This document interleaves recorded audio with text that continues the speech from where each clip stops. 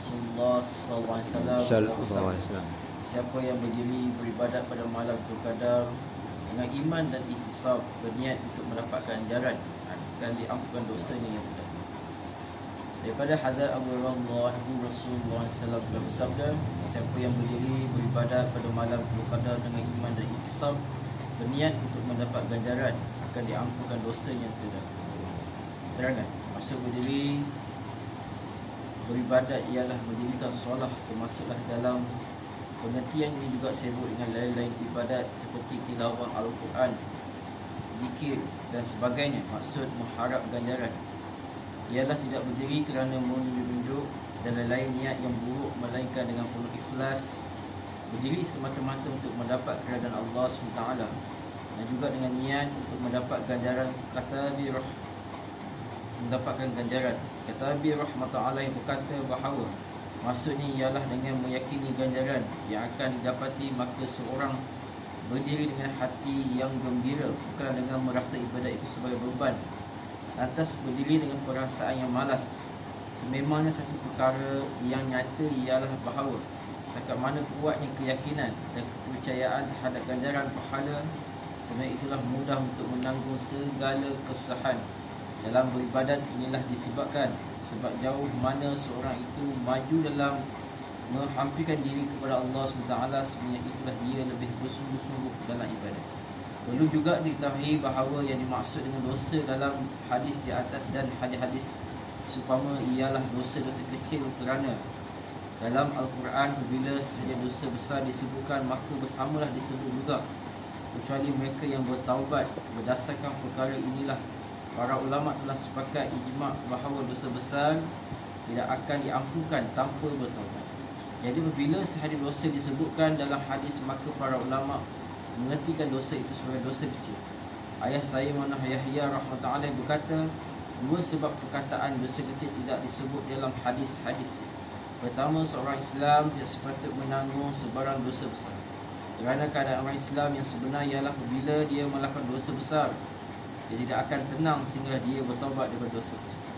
Kedua, apabila datang peluang seperti itu, contohnya Lailatul Qadar, dan seorang yang melakukan ibadat dengan harapan untuk mendapat ganjaran, maka penyelesaian ke atas amalan buruknya menjadi sesuatu yang lumrah. Sememangnya itu hakikatnya. Oleh itu dengan sendirinya taubat telah terlaksana, kerana hakikat taubat yang sebenar ialah menyesal di atas apa yang telah berlaku dan berazam untuk tidak berlaku dosa itu lagi pada masa akan datang.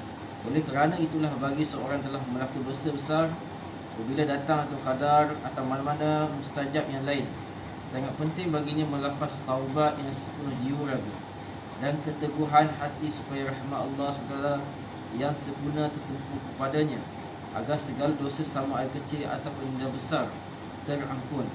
Sehingga kamu ingat sertakanlah hamba yang berdosa ini dalam doamu yang tulus itu. Hadis kedua. Ada Anas radhiyallahu anhu berkata, telah bulan Ramadan, lalu Rasulullah SAW telah bersabda, sungguh bulan ini telah datang daripada kamu. Dalam bulan Ramadan terdapat satu malam yang lebih baik daripada 1000 bulan. Siapa yang terlepas daripada, maka dia telah terlepas daripada segala kebaikan, dan tidaklah terlepas daripada kebaikan kecuali dia yang benar-benar. Ada Anas radhiyallahu anhu berkata, telah masuk bulan Ramadan, lalu Rasulullah SAW bersabda, sungguhnya bulan ini telah datang kepada kamu. Dalam bulan Ramadan terdapat satu malam yang lebih baik daripada 1000 bulan. Dan siapa yang terlepas daripadanya, maka dia telah terlepas daripada segala kebaikan, dan tidaklah terlepas daripada kebaikan kecuali dia yang benar-benar. Terangan, sebenarnya tidak syak lagi terhadap kerugian seorang yang memusnahkan nikmat yang sedemikian besar dengan tangannya sendiri. Pekerja-pekerja api yang sanggup berjaga malam hanya untuk mendapat berapa sen. Aku susahnya untuk berjaga malam selama sebulan demi untuk mendapat ganjaran ibadat selama 80 tahun. Sebenarnya sememang kesungguhannya tidak ada dalam hati. Seandainya sudah dirasai sedikit daripada keseronokannya, bukan lagi semalaman, malah beratus-ratus malam pun seorang itu sanggup berjaga. Seorang penyair bermadah di dalam bercinta, kesetiaan dan kekasaran adalah sama. Semua perkara yang akan lazat kalau hati sudah seronok. Walaupun baginda telah diberi begitu banyak berita gembira dan janji oleh Allah SWT, baginda sendiri meyakininya. pasti ada sesuatu yang begitu istimewa yang menyebabkan Nabi SAW bersolah begitu panjang sehingga kaki baginda menjadi bengkak. Kita pun turut berbangga dengan namanya dan mengaku sebagai umat. Sememangnya mereka yang menghargai perkara-perkara itulah melakukan segala-galanya dan telah pun menunjuk kepada umat sebagai contoh sehingga tidak lagi peluang untuk orang lain berkata, siapakah dapat meniru kesungguhannya Nabi SAW, dan siapalah yang mampu melakukannya. Sebenarnya hatilah yang perlu dipupuk. Bagi orang yang berkesungguhan untuk mengalirkan sungai susu dari sebuah bukit yang pun adalah mudah. Kesungguhannya beribadat semua itu adalah sukar untuk dihasilkan tanpa berkhidmat kepada para ahlullah untuk mendapat tarbiyah.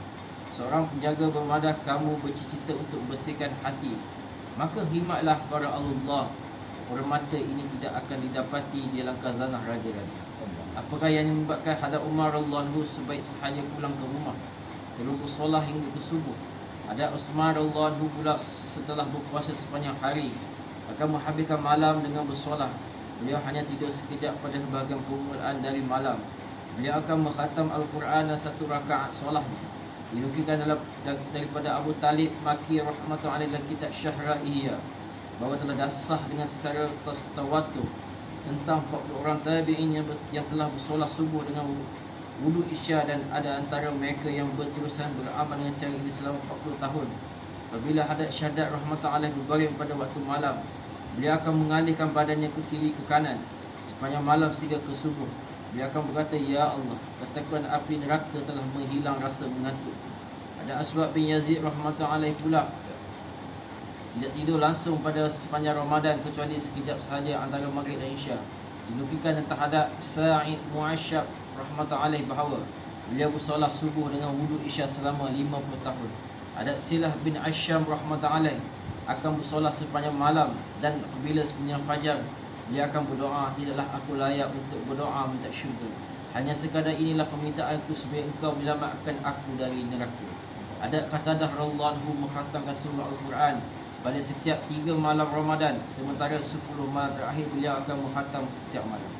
Kata Imam Abu Hanifah rahmatullahi bersolat subuh dengan wudu Isya selama 40 tahun berturut-turut adalah sebegitu masyhur sehingga penolakan kisah ini menyebabkan ketidakpercayaan terhadap sejarah.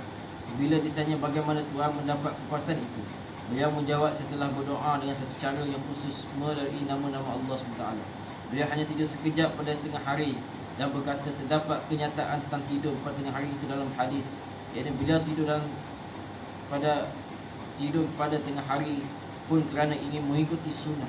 Semasa membaca Quran, beliau akan menangis begitu sekali sehingga jiran-jiran akan merasa kasihan terhadapnya. Pernah satu ketika beliau telah menghabiskan sepanjang malam dengan menangis sambil baca ayat balis sa'atul maw'iduhum was sa'atul adha wa amar. Bukanlah kekalahan itu sahaja, bahkan hari kiamat, hari yang dijanjikan kepada mereka untuk menerima balasan yang sepenuhnya, dan azab seksa hari kiamat ini amat dahsyat dan amat pahit. Al-Kamar 40. Ibrahim Al-Hadham rahmatullahi pula sebenarnya Ramadan tidak akan tidur selama ada siang ataupun malam. Imam Syafi'i rahmatullahi pula sepanjang Ramadan mengkhatam 60 kali Al-Quran dalam solahnya, maka solahnya sama ada pada waktu siang ataupun malam. Selain itu, ratusan lagi kisah-kisah mereka yang beramal dengan ayat wa ma khalaqatul jinna wa insa illa liya'budun, dan ingatlah aku tidak menciptakan jin dan manusia melainkan untuk mereka yang menyembah dan beribadat kepadaku. Az-Zariyat 50. Kisah-kisah di atas membuktikan bahawa tidak ada apa yang kesusahan bagi orang yang ingin melakukan amal. Ini semua adalah kisah-kisah orang yang terdahulu. Di zaman yang rosak ini pun masih ada mereka yang beramal seperti orang-orang terdahulu, dan masih ada pengikut-pengikut setia Nabi Muhammad SAW, walaupun tidak bersetanding dengan mujahadah orang-orang terdahulu, tetapi sesuai dengan keadaan zaman sekarang dan sesuai juga dengan kekuatan dan kemampuan mereka. Keinginan untuk rehat dan bersenang-senang tidak menghalang kesungguhan mereka di dalam ibadat, dan juga kesibukan dunia menyekat perjalanan ibadat mereka. Nabi SAW bersabda bahawa Allah SWT berfirman, wahai anak Adam, lapangkanlah masamu beribadat kepadaku, nescaya aku akan penuh dadamu dengan kekayaan dan aku hapuskan kefakiranmu. Jika tidak, aku akan penuhkan dadamu dengan berbagai-bagai kesibukan dan kefakiran tidak akan hilang. Segala yang kita lihat berlaku setiap hari adalah bukti yang tepat terhadap kebenaran sabdaan ini. InsyaAllah. InsyaAllah. Dapat sampaikan kepada Rasulullah. Subhanallah. Subhanallah.